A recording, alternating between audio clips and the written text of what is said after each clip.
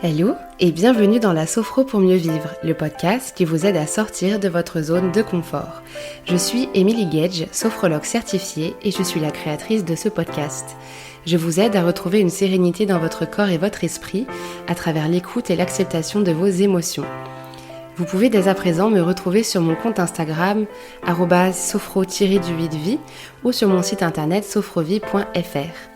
Et maintenant, abonnez-vous pour ne pas manquer un nouvel épisode, installez-vous confortablement et soyez prêts à devenir acteur de votre changement.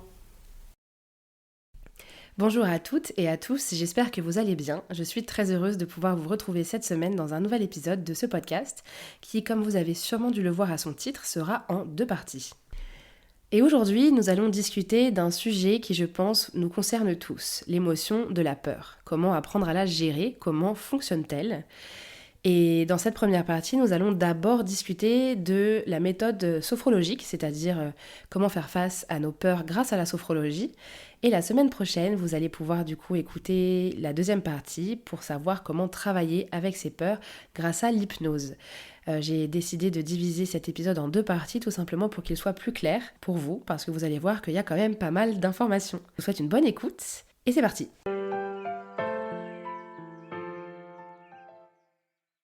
Pour cet épisode, je suis allée relire les bons vieux livres qu'on avait quand on était enfant, les Monsieur Madame. Je sais pas si vous vous souvenez un peu de ce que c'est les petits livres carrés avec un petit bonhomme de couleurs différentes qui a le nom d'une émotion. Et je suis allée lire Monsieur Peureux. Et j'avais envie un peu de vous raconter l'histoire de Monsieur Peureux avant d'aller plus profondément dans le sujet de la peur. Parce que je trouve que c'est une approche vachement ludique pour comprendre un peu le concept de cette émotion. Alors du coup, l'histoire de Monsieur Peureux, c'est un petit bonhomme, Monsieur Peureux, qui vivait au fond des bois et qui, grosso modo, avait peur de tout. Et un jour, Monsieur Peureux rencontra un vagabond. Il était d'ailleurs vachement terrifié par cette rencontre. Le vagabond lui dit qu'à l'époque, lui aussi, il avait peur de tout. Et il décida de donner son secret à Monsieur Peureux, et pour lui expliquer un peu ce qui lui a permis de dépasser cette peur. Et il dit à Monsieur Peureux, il suffit de compter jusqu'à 10, puis on s'aperçoit qu'il n'y avait pas de quoi avoir peur. Donc Monsieur Peureux, il entend, il accueille, on va dire, cette information, et à plusieurs reprises, dans son quotidien, Monsieur Peureux a eu peur. Et puis, il s'est souvenu de cette phrase qu'il avait entendue du vagabond, puis il a commencé à respirer, à compter jusqu'à 10, et à se rendre compte qu'effectivement, c'était pas grand-chose. Et donc du coup, il commença à vivre une vie beaucoup plus apaisée. Voilà. Ça, c'est l'histoire. Alors, en la relisant, je dois vous avouer que du coup, j'ai trouvé ça super intéressant parce qu'il y a un lien qu'on peut faire en fait avec la sophrologie par rapport à la respiration et à l'apaisement qu'on en retire. Et c'est un fait, la peur, elle nous impacte tous dans notre vie, c'est quelque chose d'humain et de quotidien. Il y a différents types de peurs. Il y a des peurs soudaines, il y a des réels dangers, des anxiétés chroniques en fonction des situations, de comment on est cortiqué, entre guillemets. C'est pour ça que c'est très individuel. Mais par contre, ce qui est un peu moins individuel et beaucoup plus universel, c'est le fait que quand on ressent de la peur, on est souvent tétanisé. On cherche soit à fuir, soit à se cacher, soit justement on est tétanisé. Ça nous empêche d'avancer.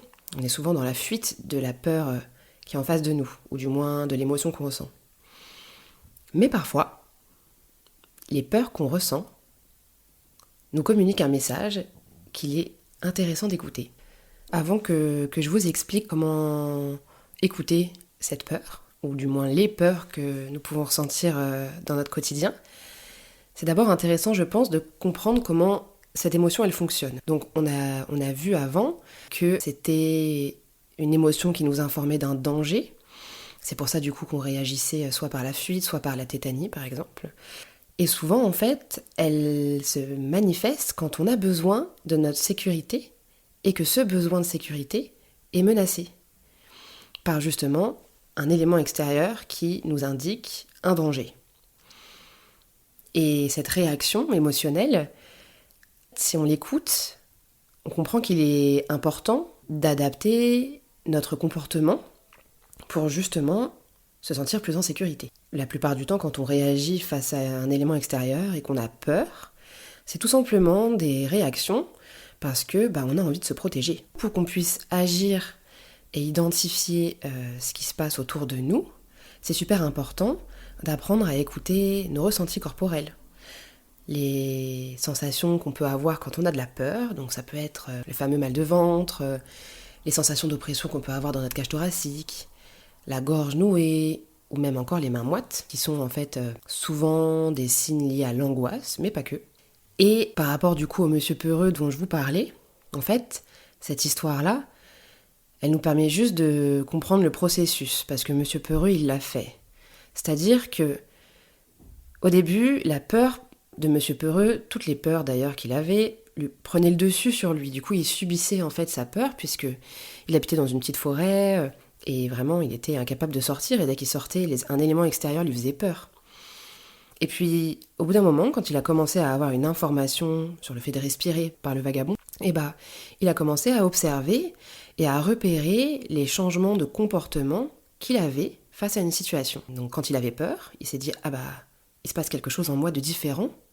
J'ai pas envie de subir cette situation-là. Du coup, je me mets à l'écoute de mon corps pour mieux gérer la situation et pour du coup revenir à cette sensation de sécurité que j'aime tant. » Donc au lieu de me sentir submergée par la peur, monsieur Peureux, il décide justement d'apprendre à la gérer, à la canaliser, pour se sentir de plus en plus en sécurité. Et c'est maintenant le moment de vous poser THE question. Si monsieur Peureux, il a réussi à gérer ses peurs et à se sentir en sécurité en faisant de la sophro, alors qu'à mon avis, il savait pas vraiment que c'était de la sophro, pourquoi nous, on n'y arriverait pas ? Pour multiplier nos chances d'y arriver, il faut déjà savoir comment ça fonctionne. Comment utiliser la sophrologie pour nous permettre de nous sentir en sécurité. C'est du coup ce qu'on va voir maintenant.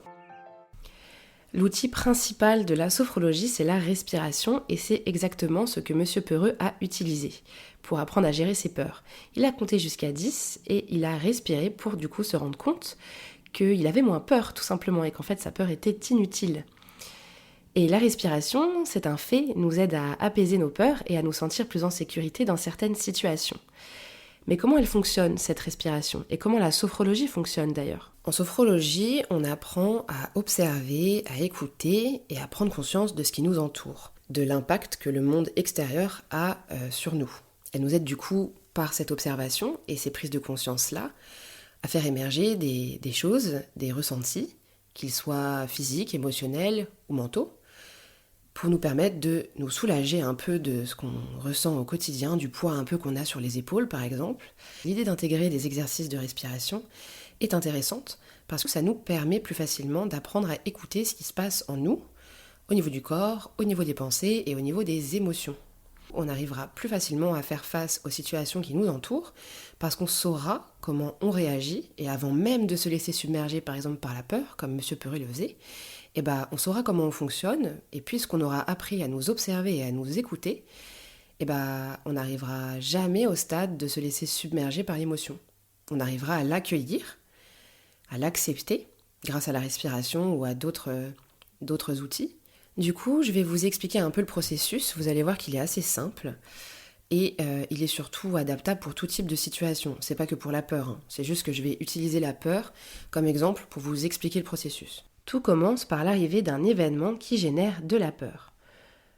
La première chose à faire quand il se passe un événement qui devient désagréable pour nous, ça va être de repérer qu'il y a un changement émotionnel chez nous. C'est-à-dire qu'avant l'événement, on n'avait pas peur. L'événement est arrivé et on a remarqué qu'on avait peur. Ça, c'est donc la première étape. Repérer qu'il y a un changement émotionnel chez nous. Suite à ce repérage, on va pouvoir maintenant observer ce qu'il se passe en nous. C'est-à-dire qu'on va venir écouter ce qu'il se passe dans notre corps, au niveau de nos pensées et au niveau de nos émotions. Le fait d'observer tout ça, ça nous permet de prendre du recul sur justement cet événement qui est arrivé pour essayer de comprendre un peu plus pourquoi on a peur. Après avoir repéré et observé, c'est le moment de respirer. Et c'est là que la sophrologie entre en jeu, car elle nous offre des outils, des exercices de respiration. Et si on fait ces exercices-là, on accueille beaucoup plus facilement l'émotion que cet événement nous a en fait procuré, nous a fait ressentir. Et c'est en respirant et en accueillant l'émotion qu'on va vivre beaucoup mieux l'événement en question. Après avoir respiré, le corps et le mental sont du coup beaucoup plus apaisés Et nous allons pouvoir à présent réfléchir à comment mieux vivre cette situation. Une fois qu'on a réfléchi à comment mieux vivre cette situation, ça peut être changer d'environnement, écouter notre musique préférée, appeler quelqu'un, bref, quelque chose qui nous fait du bien.